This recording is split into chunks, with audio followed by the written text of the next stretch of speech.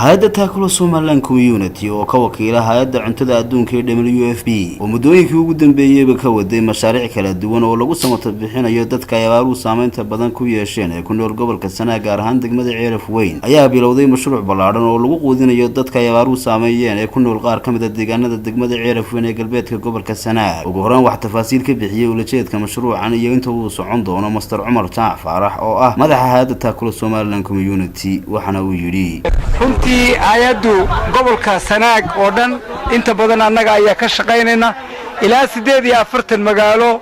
oo ka tirsan gobolka Sanaag ayaanu cunto qaybin u wadnaa annagoo ka wada shaqaynayna hay'adda cuntada adduunka ee WFP oo runtii bixinaysa raashin aad iyo aad u waafiya dadkaanu cuntada siinaynaana waa 5270 iyo afar qoys ayaanu siinayna gobolka oo dhan maanta degmada Ceelaf Weyn baanu joognaa Ceelaf Weyn tirada noogu qoran waa 188 qoys oo dadkii abaar waxyeeleeyeen muddadaanu raashinka siinaynaana waa ilaa bisha 7 ee soo socota ilaahay mahadii waa xilligan usleena abaaraha waa laga baxayaa waa dadku waqtiga soo gaayeen abaarta laga soo kabto gugiba hadda la filayaa ilaahay raxmaad hayna siiyo aad waxaan ugu mahad celinayaa hay'adda cuntada adduunka WFP oo runtii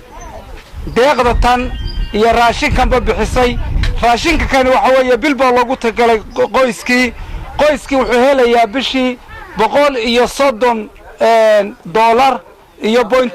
$4.30 raashin u dhigma ayay qaadanayaan waad aragtaan qoys waliba waxa halka u yaala kiish bariisa kiish daqiiqa shub sonkora baastadii baa ku jirta timirtii baa ku jirta caanaha ku jira saliid baa ku jirta kalluun baa ku jira wax allaale waxay u baahdaan qoys si wanaagsan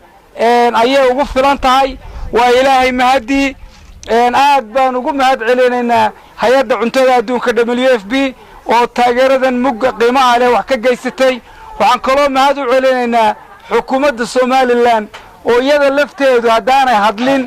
oo dadka wadnaana waxaan inoo yimaadeen gaar ahaan qaybta hay'adda cuntada ee faako la yiraahdo oo aanu kala shaqayno oo dawladda u qaabilsan WFP oo iyaguna nagala shaqeeyo cuntadan dawladana aad baan ugu mahad celinaynaa Axmed Mursal Askar TV-ga caalamiga Universal Ceelaf Weyn